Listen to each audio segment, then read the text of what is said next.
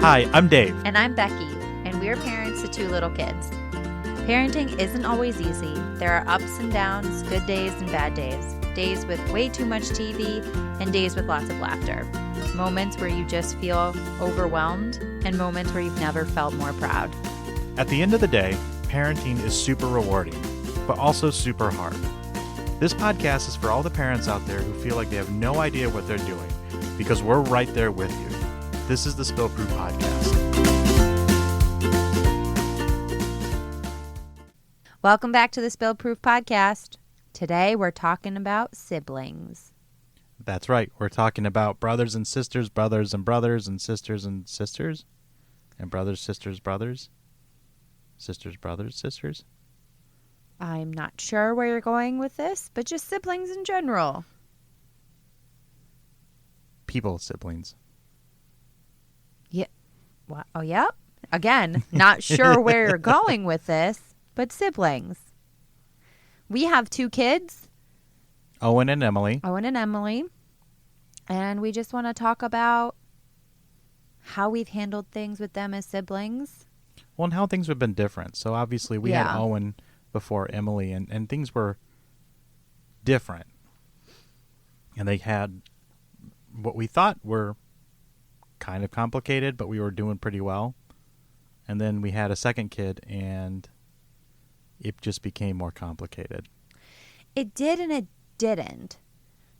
So you and I think we've talked about this before, but like you overthink a lot with your first. Mm-hmm. When there's a single child, you definitely... I smacked my lips so hard. When there's just one kid and when you're prepping, you just over-prepare, I think. And we, not over-prepared, but you have time to overthink and over-prepare. And maybe that's the difference, having time. Because you certainly don't have any time with two kids. Yeah, it's funny. You think you're... And we were overwhelmed with just one kid. And then we chose to have our kids pretty close together. And then you have the second and you're like, oh, I had so much time before. It's kind of like when you think back to our lives pre-kids. You're like, what did we, we had so much time. What did we do? Mm-hmm. I don't know. I mean, we went to dinner. We watched a lot of TV. We did more activities. We watched a lot more shows. We stayed out later. We'd go into town. Oh, yeah. We would just get do ice more cream, walk the canal path. Yeah. Just do more activities about town. But back to the topic at hand of siblings. Where do you want to start? I don't know. What do you have first?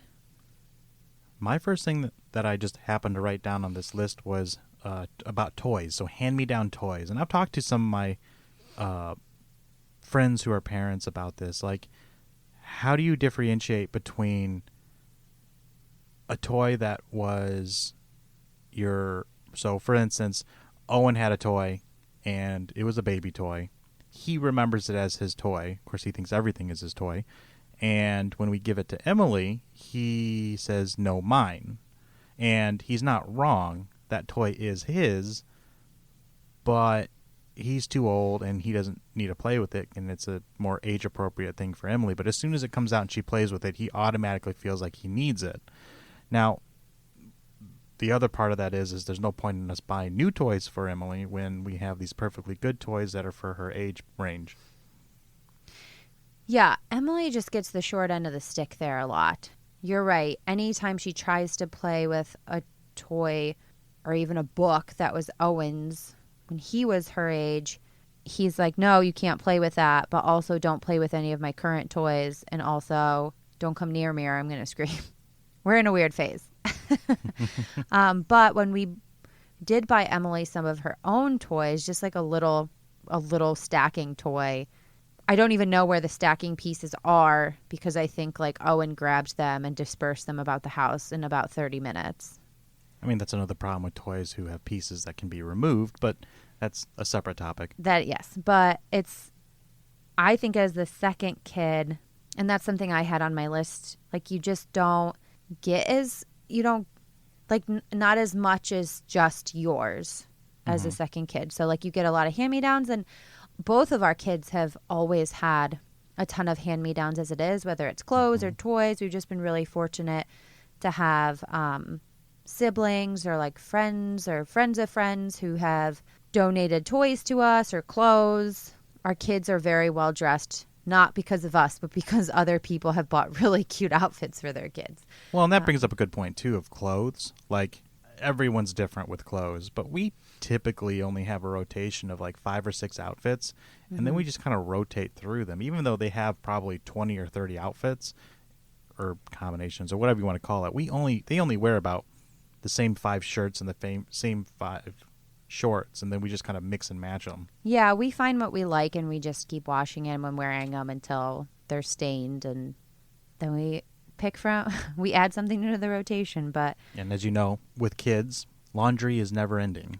That is true. Never, ever ending. But yeah, with the second kid, I think it's hard to establish like what's just theirs, especially with our kids. They're 19 months apart. And so I think if you're someone and your kids are anywhere from, and this is based in no science, it's based in my opinion only, but if your kids are like anywhere from say like 15 months to 2 years apart, I think that's probably always going to be the case. Is it's going to be hard for the older kid to understand, which how could they? They're so young, that like, okay, this used to be my toy, but now it's my younger sibling's toy, and that's okay because I have new toys. It's really hard for them to disconnect from that. And even some of the hand-me-downs that the kids' cousins have given them, I see them looking at it when they drop it off, and they're like, oh, we're giving that to you guys? And they haven't played with it in probably 4 or 5 years, but they just have these emotional attachments to them. I also put down, in addition to the second kid not getting as many toys, they don't get as much attention, in the sense that they don't always get your full attention, because there's 2 of them, not just 1 of them. That's very true. And it might be more so when they're closer in age than when they're further apart. Because obviously at some point, kids are a little more independent and they want to play on their own. Whereas 19 months apart, when they're very, very close and young, one needs your attention and the other one just craves it. Yeah, well, I mean, like, they both almost need it at this. Like, Owen's definitely getting more independent. He's just about 2.5. But he's, they still get into things at that age. He's learning how to jump off things. So, like, he needs to make sure we have an eye on him. And Emily's learning to walk, so she obviously needs an eye on her all the time. But, like, I don't, like, when Owen was little, there was someone just constantly there applauding everything he did, and he loved applause. He literally would, like... He lived for it. He lived for the applause. A good portion of his life. But I think the second kid, at least in our experience, she's a little bit more easygoing and go with the flow, because... She has to be? She has to be. And, like, the world never fully revolved around her, whereas it did for Owen for a while. Yeah, and actually that goes into one of the things I wrote down, which is first versus second. Who got it easier? Depending on... What you're talking about? Yeah, like depending on the situation or the scenario. I think each has gotten it better in certain instances. Well, I mean, Owen didn't have anybody to kick him in the face, so, I mean, there's that. Poor Em has like a big red mark on her nose because she got her first kick in the nose from her brother. Good times. Being someone who's been kicked in the face and had my glasses broken by his feet, I can tell you firsthand, it hurts. Strong little legs. I think if I really have to break it down, I think Owen had it better in the sense that I think we read to him a lot more. He had our attention 100% of the time. Yeah, and we would just sit and like, I remember just sitting and reading books with him for like an hour. But he sat still. Really enjoyed it, yeah. Em doesn't really sit still. Never has. She's a little, I think, a little bit more independent. where like she can play on her own and like she wants to be near you, but she doesn't have to sit in your lap. Whereas like Owen wants to sit in your lap and like be on you. Emily's okay with being in the same room. Owen has to have like physical contact. Yeah. They're very different in that respect. Yeah. So, I mean, as far as like who had it better, I think it just. Who had it easier? Who had it easier? I think Owen did because he was an only child. Yeah, but then like when you think down the road, does that like set you up for success? I don't know. Oh, I'm not saying that made him successful. I think it made him a little bratty, but. I think all 2-year-olds are a little bratty though. Yeah, I think Owen probably did have it a little easier just because, you know, you are the first. So as parents, you're you don't spoiled want as a him. first. Yeah, he's so spoiled.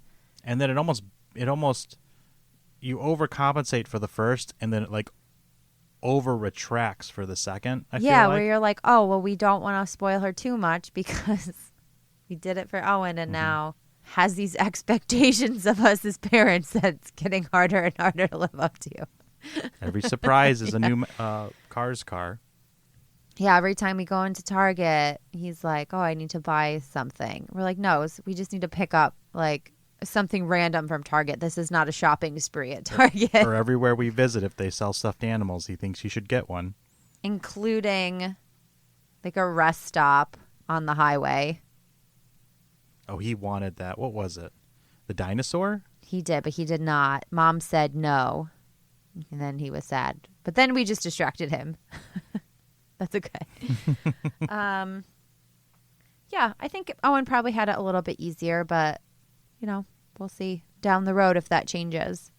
I am just hoping that one of the things I wrote down is the age gap, in that I hope it pays off down the road.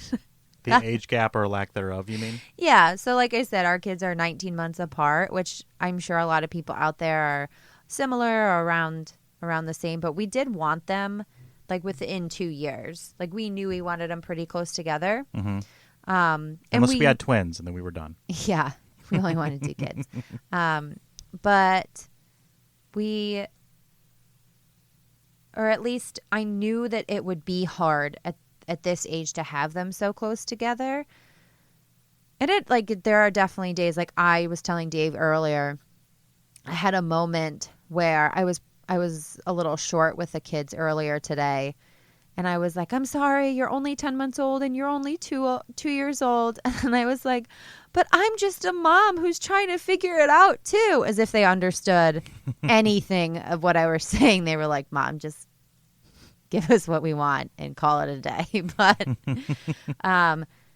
it is hard right now when they're both so, I want to say needy, but that's not the right word. It's just they need like they're both in diapers, and like Owen's getting a little bit more picky with his food, and Emily just wants to eat everything that everyone else is eating, but she only has 2 teeth. So you have to be careful about what you give her. And Owen's starting to feed her food that isn't age appropriate. That is not age appropriate. And, you know, Em's putting everything in her mouth, and he's messy and cleaning up after every meal. Owen doesn't want to sit in his booster seat anymore. He wants to sit in a big boy chair. Or on the floor.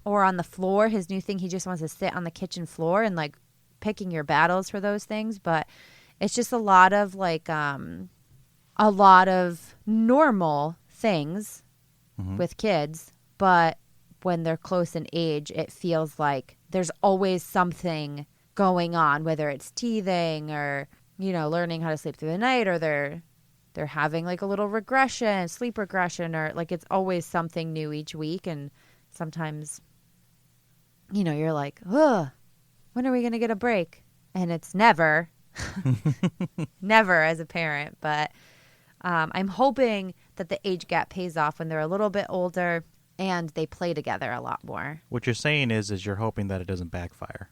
Yeah, that it's just constantly like this.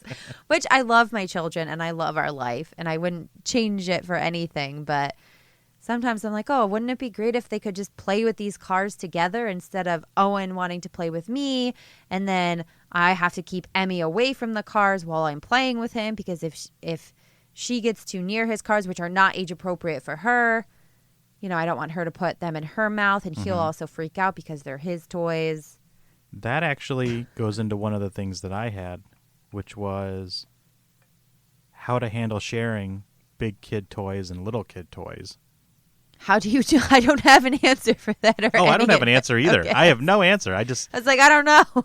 I don't know. Maybe, does anybody have an answer? Please write to us. How do you guys handle when, the older kid is like, okay, I'm playing with this toy, and the little kid wants to play with it, and I think once you reach maybe like 4 or 5, it probably, you can explain a concept of age gap and things like that. But when you're 2.5 and 10 months old or 11 months old, it doesn't, one can't understand and the other one can't understand concepts like that. Yeah, and Emma's really at that age where if you take something away from her, she freaks out. Mm-hmm. So it's always fun in our house. Yeah, so we haven't been able to overcome that hurdle yet. We're still working our way through that. We obviously are not perfect, but we're learning just like everybody else. Yeah, sharing is a big thing we're trying to accomplish, especially with our old, because obviously our 10-month-old, 11-month-old is, we can't really teach them sharing at this point. No, what our 2.5-year-old, we've been trying to. One of his things that he has is prized possession, and I say one, but there's about, I don't know. There's too many. There's too many. Too many to even count. His cars, they're Hot Wheels cars, Matchbox cars, Pixar cars, or Eyes cars as he calls it. And those are his prized possession that he takes everywhere. Emmy, of course, always wants to play with them, and it just becomes this whole thing. So what we've tried to do is things that used to be his, things that are his but are semi-age appropriate or age appropriate for, we try to ask him, is it okay if Emmy plays with this? Is it okay if Emmy plays with this? One thing that I typically do with him, and I don't remember how I started doing it, but it seems to work. Once the concept is understood, is, I explain to him something and I say, do you understand? Or, do you understand? Or however you want to put it. And he will or won't say yes. I don't think he actually understands what I'm saying necessarily all the time, but he's listening to me. And that's the big thing, is that a lot of times you can say something to him and he's like, yeah, and he just runs away. But I don't think he actually heard what I said. So when I sit down and ask him, do you understand? Do you agree? And he says yes. He has listened to what I said. The actual content of it might not be fully understood, but he heard what I said. He understood at least a portion of, we're sharing this. This is yours. Amy's going to play with it, and you're not going to get mad. And it seems to work for the most part. Yeah, you've been a lot better at employing that than I have. And this is kind of a side tangent, but... Go for it.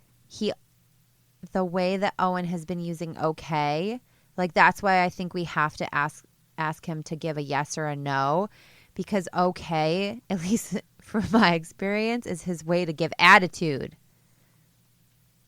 For example, today we were eating lunch and he was eating an apple, and normally we cut the skin off for him because he really doesn't like it, but he was adamant that he bite through the skin, so he had saved all this skin in his cheek and then threw it at me, and I said, Owen, can you please pick that up? That's not very nice. And he went, okay. And I was like, oh my gosh, stay cool, Becky, stay cool. I was like, oh, listen, buddy, we're not going to be able to play with, I can't remember what toy it was, but I was like, we're not going to be able to play with this after lunch if you don't pick that up and hand it to mommy. And he just kept doing that okay with so much attitude, and I'm not ready for that stage of life yet. I feel like it's too soon. Did he say anything before that? Like, He no only okay? said okay to me. He was just giving me attitude. That's new. Yeah. Because normally what he does is you'll say something and he'll go, okay. But he thinks that you're confirming what he wants to do, not saying, okay, we're going to do what you told me to do. He's been using okay wrong. He has been using it wrong, but today he just used it as like a full sass mode. And that's when I needed to employ my in through your nose, out through your mouth. Which I've been trying for him or you? I've for myself, but I've also been trying to teach him breathe in through your nose and out through your mouth when he gets like worked up about stuff. So the next thing I have on my list is comparing your kids, because you really shouldn't compare your kids, right? Like, they're two completely separate individuals. Yes, they're siblings. Yes, I'm sure they share DNA of some sort. So but yours is phrased better than mine. Mine was, real talk, is there a favorite and why? Okay. Yeah, mine's phrased much Yours is phrased better. much better. Yeah, but I was going to say, like, it is hard not to compare them, right? Like, even on, like, the smallest things of, like, oh, who got their tooth first? Or, like, who crawled, like, with a proper form first? Like, these are all things that I mentally keep track of, or, like, we'll talk about as we're, like, about to fall asleep at night. But not in front of them. Not in front of them. Because that not would be really with counterproductive. other people, just with you and I. But yeah, I think it is really hard not to compare them. I think it's okay to do something like that as long as it's not becoming a thing where we're changing our behavior or trying to modify theirs. Yeah. Because then it becomes, I mean, it's always bad to like compare your kids to other people's kids developmentally, because then like either you're putting them down or you feel bad about yourself. And when you have more than one kid, 2, 3, 4, 5, however many, it's easy to fall in that, but do it to yourself, which is the crazy thing to think about, but to almost compete with ourselves, which is, Owen sat up when he was 3 months old. Emily sat up after that. Owen had a full set of teeth by the time he was like 1 year old. Emmy just has 2 teeth. And she probably is not going to have any more like before 10.5 months before her birthday next month. Yeah. Who had more hair, who walked first, who was easier when it came to feeding, all those kind of things. It's easy to fall into that. But I think that's okay, because, you want to remember those things and what you did, because just in case you have to do it with another kid, it's always good to remember what you did last time. But I think if it starts becoming a thing where you're, again, modifying the way that you interact with them. Yeah. Or, if you're like, oh, like I joke around and will say to Dave, like, Owen walked at 11 months. And I thought Emily was going to walk. She took her first step today. She did. She took her first step today. It was very exciting. Reaching for a toothbrush? A pacifier. That's what it was. But I thought she was going to walk a lot sooner because she's been standing for a while, but she gets really nervous unless she's holding on to 2 hands or something. She cruises all the time, but like I joke with Dave, I'm like, she only has so many weeks left before before she meets like Owen's deadline type of thing. But it's not like I sit there and like practice with her on a daily basis. It's more just like. And we probably did more with Owen. There was time. Yeah. To kind of be like, okay, walk to daddy, walk to mommy. Like we do that with Emily, but we do it like a couple times. And then Owen runs over and is like, I'm walking to you. So it's just, we probably did practice with Owen more, but. And that goes to the whole first kid, second kid thing. Yeah. I think you're right, though. I think it's fine to compare them as long as it doesn't start impacting or change how you're interacting with your kids in a negative way. Yeah, and we would never want our kids, friendly competition, whatever, but we would never want our kids to compete for our affection or how they think we might feel towards them. I mean, I think that's kind of a terrible thing, really. Yeah. We were just finishing The Good Place. And that's one thing that, if you've seen it, Tahani and her sister, they compete for the affection of their parents. And it all comes to this grand realization at the end. And won't spoil anything, and Becky doesn't really like the last episode anyway, so. It made me feel too many things, and I was not in the mood to feel that many emotions. For a sitcom comedy thing. Yeah, for like a comedy show. Mm-hmm.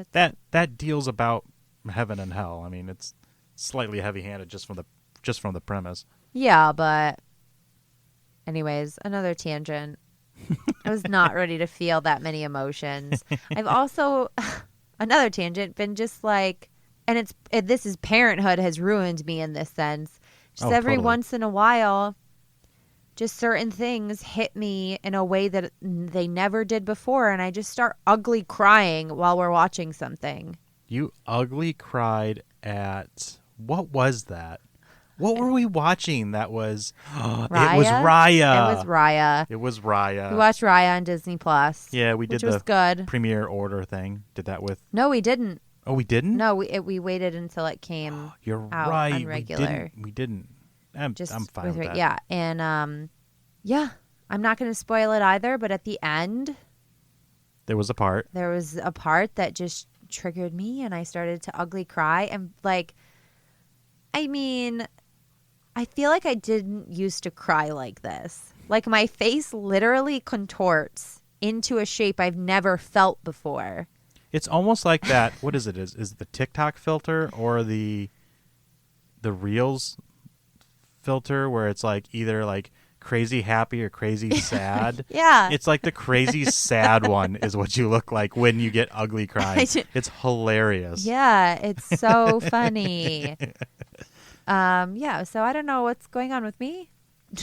I'm not pregnant again, I'll tell you that. 2 kids and we're done. We're good. But that's not happening. Yeah, ugly crying has been a thing that has happened. Well, we to me talked as about a parent. that too. We did. We in talked about that before. I don't know, episode 1 or 2 that.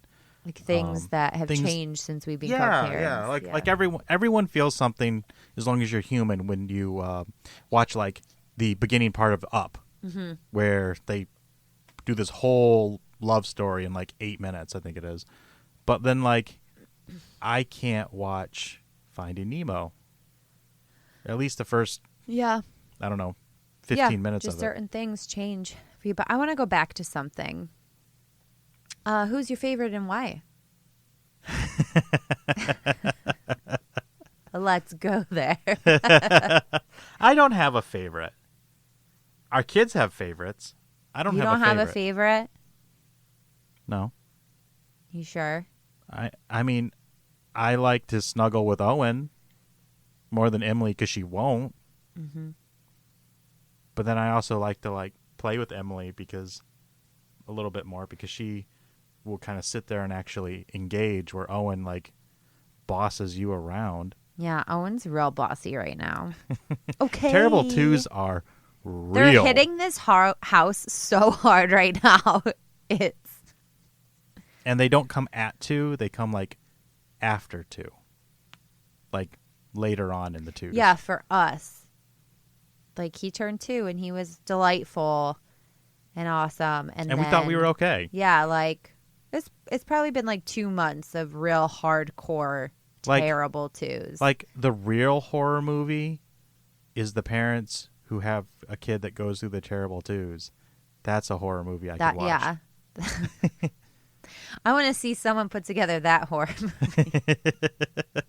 That might be Problem Child. I'm not entirely sure. It might be. But I think that kid's 7. Yeah, he's a little bit older. It's not the terrible 2s. No, I want to watch that. Yeah. Yeah, I don't have a favorite either. I think there are definitely times when I'm it changes too. Each day I'll be You mean when Owen gave you a, yeah? Yeah, when Owen sassed me earlier, like It was Emily. maybe not his day. Maybe not. But then there are days when Owen is so sweet to me and Em just doesn't really want as much to do with me, or she is like puking all over me. She's very independent for an 11-month-old. She's super independent, yeah. So we're in trouble. Yeah, I mean, I don't have favorites, but is there a kid that probably each day that I connect with a little bit more over the other? Yeah, for sure. And I think that's okay. Yeah. Yeah. I think it just depends. There's also days when Owen wants nothing to do with me. Nothing. Capital N. And days like today when he sat in my lap for like a while after Dave left for work, he sat in my lap for a while and snuggled with me when Em was napping. So And he did that too right before bed too for a book. Yeah, he was like pretty lovey-dovey with me today. Probably because he knew he was so sassy to me earlier. He knows when he does something wrong like that. Well, when he did it real bad one time, and I just went, and me gasping like that, apparently it clicked for him because he looked at me and went like, ooh, I think I've done something wrong. I can tell you, I don't have a favorite, but I can tell you who is the cuter baby. Are we talking baby? Baby. Oh, baby. yeah, that's easy. 1, 2, 3. Owen. He was just, guys, he just had these cheeks. Both babies, extremely adorable. Both our kids are extremely both cute. Adorable. But there was something about Owen, his big eyes, big cheeks. Huge eyes, huge cheeks, and like cheeks that made jowls with his chin. And they were so cute. Now, you might not think jowls are cute, but they're so cute on a little baby. Yeah. Not cute like a pug dog cute. It was better No, than and that. it was not like a newborn baby. All newborn babies all kind of look like aliens. Alienish, yeah. But, you know, like once they chunk up a bit, he just had these the chunkiest little cheeks, and he's just so cute. Emily, on the other hand, is prettier, and it's not just because she's a girl. She has delicate features. She has way more delicate features. Mm-hmm. Which makes sense. Yeah. And I do think she's, more like way more go with the flow and independent and like already more prepared for life than a lot of people. That's like a weird thing to say about your almost 1-year-old, but yeah, I'd agree with that. Yeah. Minus her obsession with food. I mean, she's a growing girl though. And that actually segues into one of my other things, which is food. What about food? Everything about food. So, food, I think that we were way more strict with Owen than with Emily. Oh, yeah. Oh, yeah. In the what we tried, how we tried it, and the portion as well. Like, we never gave Owen a full apple to chew, like a slice. And I don't remember him ever eating bananas that weren't cut up into pieces. Yeah. So that's a good point. Everything for Owen was cut up into like perfect bite-sized We made pieces. sure that he was never going to choke on anything. Yeah, and like I said, or like Dave said, he had like all his teeth besides his 2-year molars by a year. Mm-hmm. All of them. Biting things was actually and is a problem. He chews everything. He's like, he used to go, heaven forbid you get a finger stuck in his mouth because it hurts so bad. Like you're like, he's gonna bite off, like he's gonna pinch off this finger with his teeth. Mm-hmm. He's gonna bite it off. I'm honestly surprised he hasn't cracked a tooth based on what he bites. He literally has like the jaw of an alligator. It's crazy. It's so insane. But yeah, and like as he tried solids, everything was like one new thing a week. Mm-hmm. Most of the we time followed it was everything like the pediatrician told us. Every 2 weeks a lot of times. But we ran into a couple things where he had reactions to. We did. Strawberries, I think he did. Initially, but then he was fine. He loves them now. Yeah.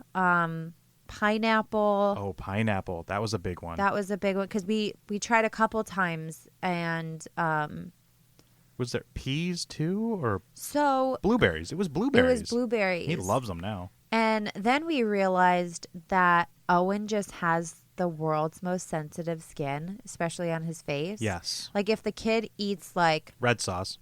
like light red sauce on pasta, Mm-hmm. He gets his hives. whole face breaks out. which you would think would be a allergic reaction, but it's But it's you a wash skin his irritation. face and then it's fine. Yeah, Like it's more of an as long as you irritation wash than it, like it's fine. Yeah. an allergic reaction. Yes, but we thought that he was having all these allergic reactions, but really he just has super sensitive skin. A popsicle did it. Yeah, he had like a raspberry popsicle, and this was yesterday, Mm-hmm. and his face got super red and blotchy, and then we washed his face and he was fine. So, but yeah, we did everything like to the letter, to the pediatricians, like recommendations as to how you introduce food. And we started like that with M. And then somewhere we got off track. And then it was just a free-for-all. I think it was her need to try everything. We had her try 4th of July. So 4th of July was last weekend. Yeah. And we had her try a pickle for the first time, which was super uneventful. She actually really liked it. It was one of those like sliced in half ones. Like that you put on a sandwich? Yeah, not a spear, but like the flat one. And a lemon. Like immediately into a lemon. Yeah. And she bit in the lemon, had a reaction, and then decided to go back for seconds and thirds, and then chased it with sucking on a pickle. Yeah. Well, and when Dave says Unfazed. a reaction, like she did the like sour face and like squinted and shivers, not like she had an allergic reaction. Yeah, sorry. It's just, the like- whole reaction that you see Yeah. on YouTube and Facebook and Yeah, and everything. then she's had like pieces of watermelon, but she ate like 4 slices of watermelon. yeah, like real slices. Yeah, and then she had potato salad for the first time. She never had mustard. Mhm. I don't even know what was in the potato salad. We didn't make it. Mm-mm. And it was, it was like a free-for-all with what she ate. It was, and it was great for her. She loved And it. then we had a week and a couple days of full-blown loose diapers. Loose poops. Yeah, loose poops. Granted, I think she had a virus, but maybe the free-for-all of food also contributed to it. Yeah, the smorgasbord of just random Yeah. barbecue food. But we also, you're right. Like we always cut Owen's bananas into like bite-sized pieces. We But- cut them into little like coins. And Yeah. then we cut those into fours. Into fourths until he was like 1, and Mhm. M already like you give her just half a banana, and she just goes to munches town. on it. Yeah, With 2 teeth. and 2 we've been bottom doing teeth. that for a while. She only has 2 teeth. Yeah, on the bottom. Mhm. But yeah, and even like Chicken. we had pizza for dinner, and She we ate a just gave piece her of like a little piece of pizza, and she just ate it. We would Mhm. like. I don't think we've ever given Owen a slice of pizza not cut up. Mm-mm. Today was the first day. Like today might have. They both got their first slice of pizza on the same day. Owen's had pizza. It's just typically we like We cut it up cut into it little up into pieces pieces for him because that's just the way that he's liked it. for him. Mm-hmm. But yeah, that's a good point. I don't know if we're just more relaxed as parents or like I know we always had a fear of him choking because you Yeah. scroll through your Facebook feed or your Instagram feed or TikTok anything, or whatever, anything these days. and you'll always come across those videos of like a mother whose kid is choking and she can't do anything, and a stranger comes or a cop comes, and after after 30 minutes of trying, they finally get it out, and you see that quite a bit, and maybe it's target marketing from those sites, but we were very concerned about it, and I think that you should always be concerned about that, or at least be mindful of it. Not debilitatingly in fear of it, which I don't think we were by any means, but it was definitely in the forefront of our mind. And Emily, Owen was always very good, and we taught him at a very young age to make sure you chew, always chew. yeah, And choo choo choo. I think he's choked once, maybe, kind of. Yeah, But Emily, we've taught him to, if he puts too much in his mouth, he just spits it out. Yeah. We don't get mad at him. He doesn't get in trouble. He just knows that if he's got too much and he realizes it is, just spit it out. Yeah, he'll typically spit it out and then say, "Oh, too much." Mm-hmm. And we're like, "Okay, like make sure we're chewing," and then we like, we'll tell him like smaller bites or something, but yeah. Emily, on the other hand, just has a hair trigger gag reflex. Yeah, like I think we just don't have to, not that we don't have to worry, but her gag reflex is so. If her passy goes too far into her mouth, she gags. Yeah. I've literally seen her gag on air. Yeah. Like she yawned once and gagged on the yawn. Like her gag reflex is so intense that she can like pretty easily bring whatever she needs up. Yeah. And like I have seen her put too much in her mouth and she recognizes it and she'll spit it out. Mm-hmm. Well, she sees Owen do it too. Yeah, she'll see Owen do it, and like Dave said, like we don't care if like they spit their food out if they're choking. Like we'd rather they spit it out. So, but I think maybe part of us being a little more lax with like not cutting everything up is because she has I never thought of that, but maybe it is because she does have such like a hairpin trigger with that. Mm-hmm. The other thing we try to do is we try not to, and this has nothing to do with siblings, we try not to scold for things that are minor. If he throws food on the floor, not maliciously, but he just like he used to push his milk over off the floor or off the high chair, and then it hit the floor and it spilled a little bit. We never yelled at him for that. We don't yell at him for things like that. If he kicks Emily in the face, or if he pushes her, or if he tries to push something on her, and he's in a pushy phase right now, then we try to, be a little more forceful with it. But then we explain to him why he can't do that. Yeah.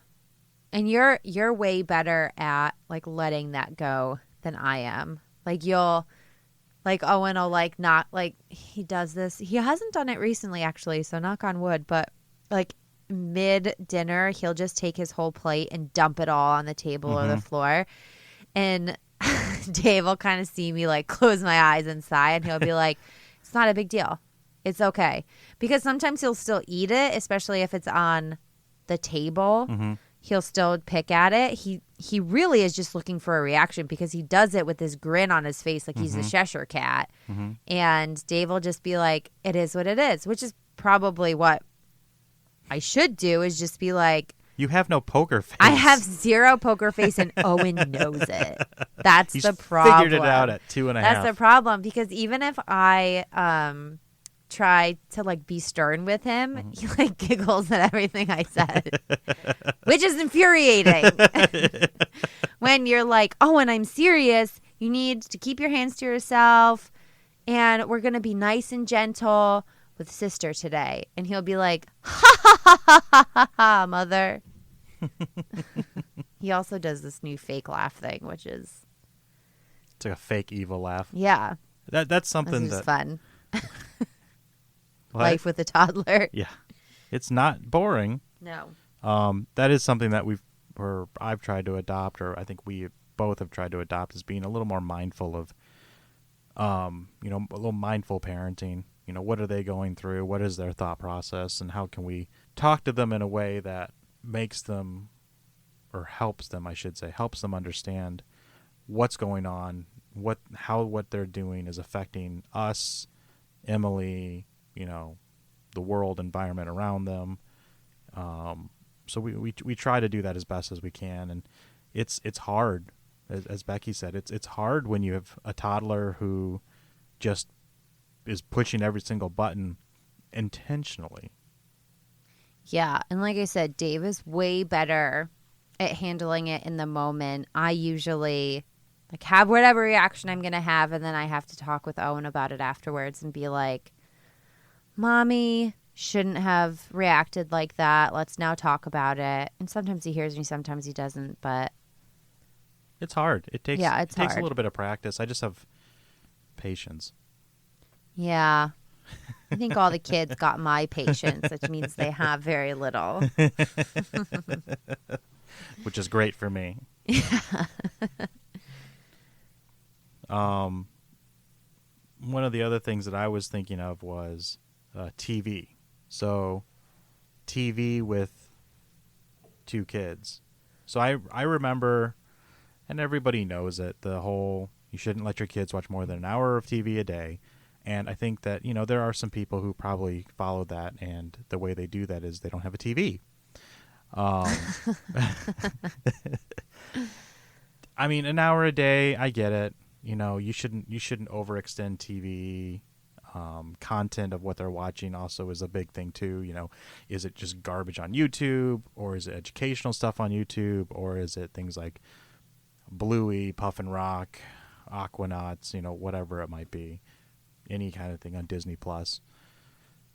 But I remember when Owen was little, we just kind of watched TV, and he'd be in the room in a bassinet. He may or may not be.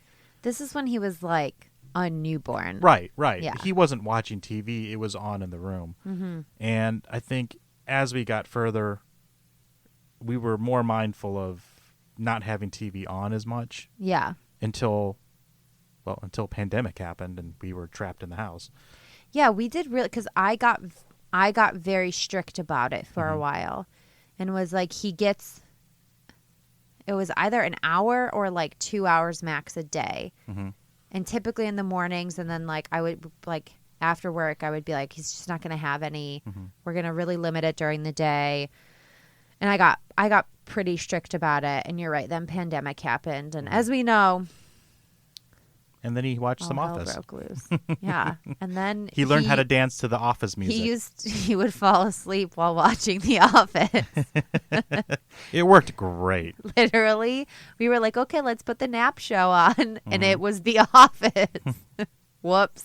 Well, we got to watch it. Listen, pandemic was hard, and everyone got through the way they knew how, and if you got through it without increasing your kids' TV consumption, then you didn't have a TV.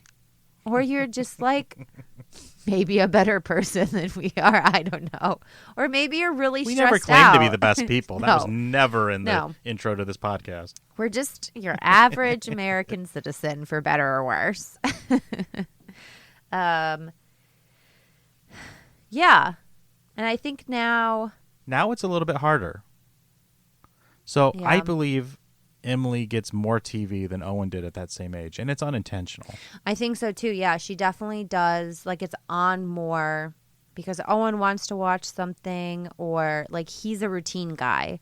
So like he likes to wake up and watch Bluey because he watches Bluey every morning while he like drinks his milk and like sits in a bucket. Sits in a bin with his stuffed animals. You heard that right, folks. He sits in a bin with his stuffed animals. It's just like one of those plastic storage bins. Yeah, but that's just what he likes to do in the morning.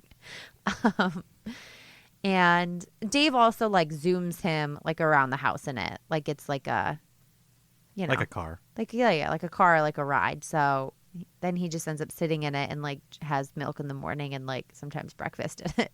But anyways, like that's on, and like a lot of times she's typically not sitting there watching it. She's like playing with things in the room or like interacting with me or you, or like, I mean, she'll occasionally stare at it, but it's not her primary reason for being in the room. But it's on more. But it's definitely on more.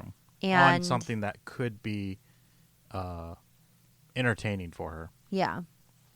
And I've like recently I've been more aware of it because I'll catch her like watching more. Because she used to not really care at all about it. Yeah, I always feel guilty when that happens. Yeah, and then I'm like, shoot. So I'll try to bring the kids to the back playroom, but then Owen will be like, no, I wanna watch my show, or I wanna watch this, or whatever it may be. And it's hard. And honestly, I think pandemic just screwed it up for everyone. Pandemic screwed up a lot for everybody. Yeah. Because then once you start watching a little bit more TV, then it's like a whole freaking process to wean it back to where you were. Like, it literally takes forever to be like, okay, so like, especially when you have a kid like ours who's who likes his routines and likes to do the same things every day. So he'll like wake up from a nap and be like, okay, I want to, like, he wakes up from naps hard. So he takes a little bit and he'll want to watch like Cars. And we don't always watch the whole thing. It's not like he wakes up from a nap and watches a 2-hour movie, but like he likes a scene that he'll just want to watch when he wakes up. So like changing that routine for him, it's extremely hard difficult because he got into this routine when we were home for like going nowhere for a year. So that's one of the reasons why he doesn't take his naps in his bedroom. Yeah, he would hear us downstairs working and then wouldn't nap until he was in the same room as us. So now he naps on the couch, and Em naps upstairs in her bedroom. Yeah, she was a lot easier with that. But yeah, TV is one of those things that I feel a lot of guilt over because I know our kids watch too much TV. And some days I'm like, I need to do a better job and I'm really good at it. And then other days I totally use it as a crutch. And then I feel super guilty. I feel guilty about it sometimes. Mainly if it's been like a whole day and it's been on in the background like the entire day, or at least it feels like the entire day. Yeah, I will say I don't think we ever go through a full day where it's on even in the background all day. No, but like where it just feels like it's been on all day. Yeah. Where I feel like we've been inside all day. The TV's been on at portions throughout, just those kind of days. Yeah. Yeah. There's just guilt that comes with it. So much guilt. There's a lot of... As being a parent. There's guilt that comes with a parent, and then I think there's a lot of guilt that comes with this second kid only because, like, you do... Like, all of your time is not just with that one kid, right? It's now split between two. Right. So, like, you already know off the bat that kid is not getting the same amount of one-on-one time per se than your first kid, but there's also a lot of benefits to not being the first kid. You would know? Wouldn't know? Yes, I would know because I am the third. So I would know. You wouldn't know. You're the oldest.